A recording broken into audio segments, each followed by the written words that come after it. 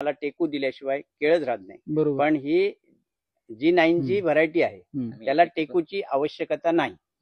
फक्त त्याचं हार्वेस्टिंग करण्यासाठी वेळेत त्याची लागवड झाली पाहिजे. सगळ्या गोष्टी.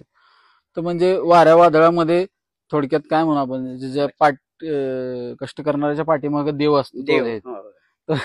तेच आम्ही काय म्हटलं माहितीये, खरं सांगायचं, हे जे बियाणं आणले ते आम्ही पंढरपुरातून आणले आणि आमच्या पाठीमागे विठुरायाची फार मोठी शक्ती आहे असं आम्ही त्या दिवशी तर मी आता राहिलं सांगायचं ते वाटणं साहजिकच आहे. कारण फक्त 500 मीटरवरनं वारं जाते, बाजूला 40-50 हजार खोटं पडतात आहे, आपल्याला काहीच एक झाड पडत नाही, त्यातलं 4 खोटं सुद्धा पडत नाहीत.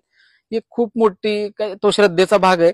आणि कसं आहे, शेवटी मांडलं तर आहे सगळं आणि नाही मांडलं तर मग परत तुम्ही काहीच नाही.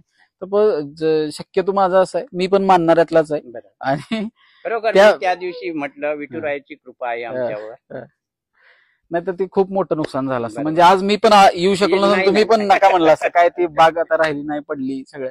आणि खूप मोठे फक्त ह्यात एकमेव आहे, ज्या शेतकऱ्यांचं नुकसान झालं खरंच त्या शेतकऱ्यांना न्याय द्यायला पाहिजे. नुसतं मंत्र्यांनी येऊन आणि काही उपयोग नाही.